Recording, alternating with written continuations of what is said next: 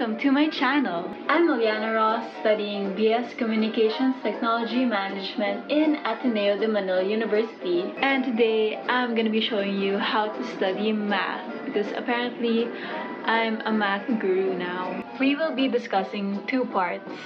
The first part will be how I take my notes. And then the other will be basically how I study math and some additional tips for it. Thank you for clicking into this video. Now let's go to the video!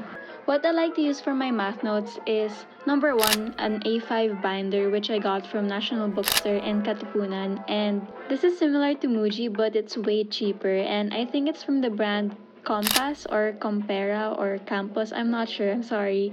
And along with the binder, an A5 grid filler which I got from Fully Booked in Katipunan. And in my previous video, I said it's from the brand Campus, but I'm sorry, it's actually from Kokuyo, a Japanese brand. I also use highlighters or brush markers, mainly from the brands Stabilo and Artline. And these go well with the filler because they don't really bleed. Well, aside from the fact that the paper is good quality. And for writing materials, I use Zebra Sarasa in 0.5 and any kind of pencil, basically. So as usual, how you take notes depends on what kind of person you are.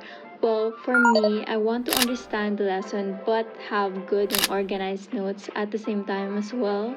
I like taking note and answering all the exercises given by the professor during class as much as possible. But unfortunately, I realized after the first few days of my calculus class, I was lost every single day of this class because I was trying to make my notes very pretty while trying to grasp the lesson during class. So I realized that is not what's working for me. Based on this, I paused, I took a step back, and realized that I should just listen intently in class and take pictures of the board and do not take notes during class.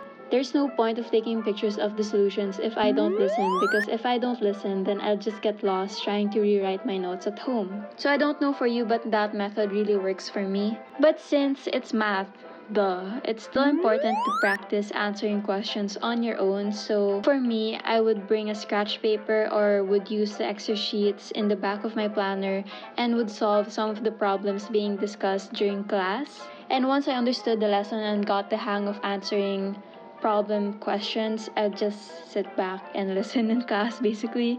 I would also take notes of some shortcuts or patterns I've noticed while a problem was being discussed in class, or sometimes my professor would also give us tips on how to answer something faster. And it's also important to ask your professor questions if you don't understand something in the lesson, but if you're shy like me, I do this whenever it's at the end of our class because I'm shy to raise my hand during class basically and have everyone look at me.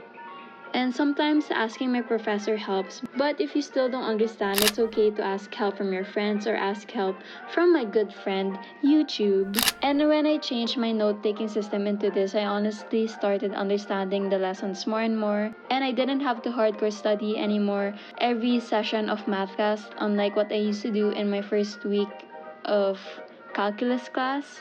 So yeah, in the first few days of your math class, I think that's when you should be conscious of what kind of system works for you, and don't force yourself into a system that obviously is not helping you. So like I said, I take photos during class, so I like to rewrite them as soon as I get home. I airdrop the photos I took in my iPhone and then send it to my laptop. I would take an hour or two every day rewriting my notes, understanding the lesson right when I get home, because it's important to do this immediately because one, so that the lesson is still fresh in your mind and you won't get confused about some parts and while you're rewriting the notes. And number two, your notes may compile and multiply if you just leave it be for a few days. So maybe rewriting it immediately will lessen your load. But it still depends on you as a person. Like for me, I have a friend who waits for like a week to rewrite her notes so that she has the complete overall notes for the whole math chapter discussed. And I suggest to have a color coding system for math, but a simple one so that you don't get overwhelmed because math is already overwhelming enough.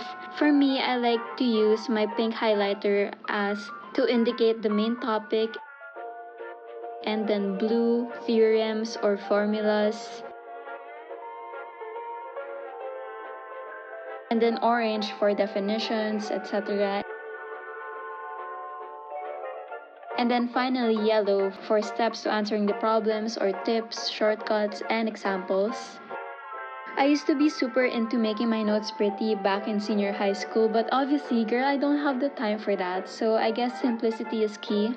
Adding shortcuts and color coding them is also extremely helpful. Like you can write them in pencil or another color of pen so that you can differentiate your notes and will know what to look for based on the color or type of pen you wrote it in.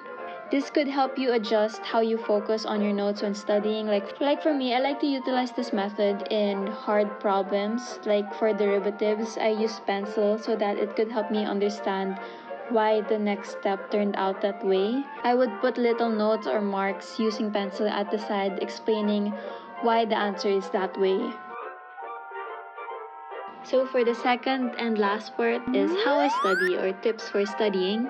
How we study may vary per person, so for me, I like to give myself a lot of time for studying. I don't like cram studying, especially for something as hard as math, so I don't like to sleep or relax until I really understand the topic already, which is why in my latest finals week vlog, I stayed up until like 3 a.m. trying to study and understand calculus for my test the next day. So like what I said earlier, my first tip is to start studying a few days before your test. I think it's important to break down your studying or giving yourself time so that you don't get overwhelmed studying everything all in one night. Like imagine the information overload for your brain, right?